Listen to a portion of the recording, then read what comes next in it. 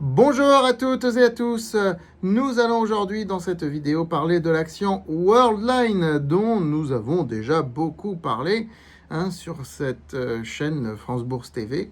On va d'ailleurs faire un petit peu l'historique de ce que je vous avais dit sur cette action.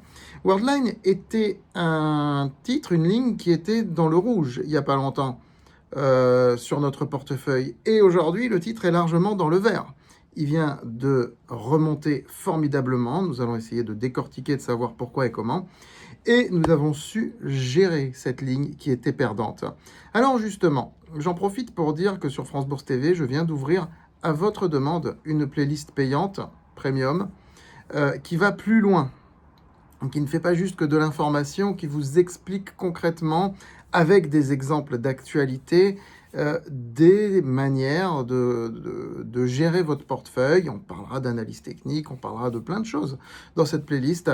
Donc une formation premium, vous pouvez d'ores et déjà y souscrire, vous y abonner. La première vidéo qui est en ligne depuis hier, c'est sur comment gérer une ligne perdante, justement. Voilà, vous trouverez ça dans les playlists, vous pourrez souscrire. De toute façon, sur la chaîne, vous trouverez de toute façon, d'une manière ou d'une autre, comment souscrire. Voilà, une vidéo tous les lundis, normalement, sur cette playlist, et puis ça va s'étoffer. Je vous invite d'ores et déjà, bien sûr, à y souscrire, et puis à ne pas oublier de liker, partager la présente vidéo, et de vous abonner, si ce n'est pas fait encore, à cette chaîne YouTube. Quant aux recommandations, ça se passe sur francebourse.com. Alors, sur Worldline, regardons un petit peu le graphique, pour commencer. Et comme vous le voyez, le titre avait un peu souffert les derniers temps, on va dire. Il avait du mal à décoller. Mais il n'y a pas eu forcément une forte baisse.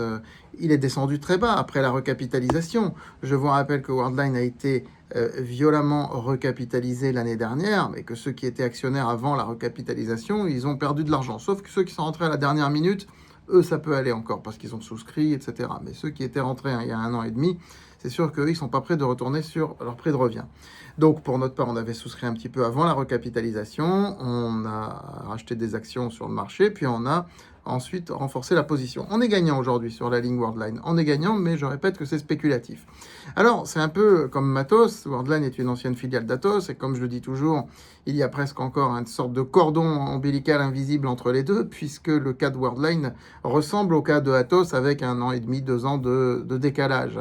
Mais on est exactement sur le même principe. Bon, les activités sont complètement différentes. Worldline, comme vous le savez, sur les terminaux de paiement, les paiements bancaires, les logiciels, etc., de tout ce qui est paiement. Et aujourd'hui, eh bien, on voit que le fort rebond du titre, on va revoir le graphique, propulse l'action en haut de son trading range. On n'est pas très loin des 15 euros, on est à 13,60 à peu près. On n'est pas très loin des 15 euros qui constituent le haut du trading range, ce dernier se situant entre 9 et 15 euros. Le graphique que je vous fais voir est issu d'une analyse technique qui a été publiée sur francebourse.com, que vous pouvez consulter si vous êtes abonné au site, ou sinon vous pouvez l'acheter à l'unité. Bon. Donc, pour le moment, on est sur un titre qui reste dans un corridor, on va dire. Il n'y a pas d'explosion. Quelle est la résistance à surveiller ? 15 euros, vous allez me dire, ouais. Moi, je vous donne une autre résistance à surveiller. Voilà le chiffre à l'écran, 17,60 €. C'est une résistance que vous ne verrez pas sur le graphique, que vous ne verrez nulle part. Comme sur Atos, je le répète, ça correspond à 1 milliard de capitalisation boursière. Et comme vous le savez, beaucoup de fonds ont un principe interdit d'entrer sur une valeur qui fait moins d'1 milliard de capitalisation boursière. C'est assez standard, ce cap du milliard est assez standard. Donc, quand Worldline aura réussi à passer ce cap, le titre intéressera de nouveaux fonds. C'est ça qu'il faut savoir et qu'il faut comprendre.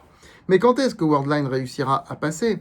Eh bien, lorsque les bonnes nouvelles continueront de s'accumuler, parce que là, qu'est-ce qui a fait monter le titre ? C'est d'une part de bons résultats semestriels, enfin, meilleur que ce qu'anticipaient les analystes, ça c'est sûr. Et c'est aussi une cession d'activité en Inde qui a été annoncée hier, donc 3 août. Pas pour grand-chose, quelques dizaines de millions, mais ça montre en tout cas que Worldline respecte son programme de cession. Worldline va se désendetter plus vite que Atos, parce que la dette était moins lourde et moins conséquente, et que ses activités sont peut-être plus faciles à vendre aussi que celles de Atos. Il n'y a pas l'État au milieu, c'est plus fluide. Ça va se désendetter plus vite. Après, l'entreprise va rester concentrée sur un cœur de métier, et il va falloir que sur ce cœur de métier, elle progresse. Voilà. Maintenant, Worldline aujourd'hui est très mal aimé du marché. Là, on a eu 2 séances de hausse. C'est un rebond spectaculaire, super, le titre a gagné 25% en 2 séances, mais c'est un titre qui reste mal aimé du marché, qui ne peut pas, comme je viens de vous le dire, être logé dans des fonds mainstream qui investissent au-dessus d'1 milliard de capitalisation, qui reste considéré comme très spéculatif pour beaucoup de gens, et pour l'instant, on n'est pas sorti de là. Le narratif reste celui d'une boîte en recovery, reste celui d'une boîte en convalescence, reste celui d'une boîte qui suit le parcours de Atos, qui était une ancienne filiale d'Atos. Le narratif reste celui de ce que les investisseurs étrangers n'aiment pas en France, c'est-à-dire des boîtes asphyxiées par la bureaucratie qui sont sur des marchés publics, qui n'arrivent pas à s'en sortir, qui recapitalisent, qui ne remontent pas, Voilà. Mais, moi, je perçois un narratif émergent, possible, chez Worldline. C'est pas moi qui en a parlé, c'est Bloomberg. Sans parler de narratif émergent, mais moi je vous dis un narratif émergent. C'est l'IA agentique. Vous savez que l'IA agentique, pas argentique comme la photo, mais agentique, qui utilise des agents, c'est un domaine vraiment d'avenir. C'est un domaine que les investisseurs commencent à investir. Et Worldline, en la matière, est bien positionné parce que des tests sont en cours et elle aurait même, selon les mêmes sources que j'ai citées, une longueur d'avance par rapport à ses concurrents. Ça, c'est quelque chose qui pourrait faire émerger un nouveau narratif. Mais, pour cela, encore faut-il que le passé soit purgé. Et c'est cette purge du passé qui est compliquée. C'est cette purge du passé. Vous savez, ça laisse des séquelles. Le passé, il ne se purge pas en 6 mois ou en 1 an. On ne fait pas une augmentation de capital et puis d'un coup de baguette magique, on a tout effacé. On a vu sur Valourec. Ça n'a rien à voir, c'est un autre domaine. On l'a vu sur CGG qui est devenu Viridienne. Ce sont des boîtes qui sont sorties, ça y est, qui ont réussi à regagner un nouveau statut. Mais au bout de combien d'années? Donc sur Worldline, c'est un pari spéculatif de long terme, comme je l'ai dit. Nos lecteurs et abonnés sur francebourse.com savent évidemment de quoi je parle. J'ai envoyé un mail ce matin par rapport à Worldline. Il y a une analyse technique, comme vous l'avez vu, qui est en ligne. Tout a été dit sur ce titre. Plusieurs vidéos ont été faites. Il y a 1 an, je décommandais très fortement de rentrer sur le dossier. Je disais malheureusement que Worldline allait devenir une penny stock, ce qu'elle est devenue en fin d'année 2025 et en début d'année 2026. Ce qu'elle n'est plus parce qu'il y a eu un regroupement d'actions. Si regroupement d'actions il n'y avait pas eu, elle le serait encore. Il faut bien voir qu'on sort de là. Donc, Worldline, une valeur qu'on suit, qu'il faut continuer de suivre.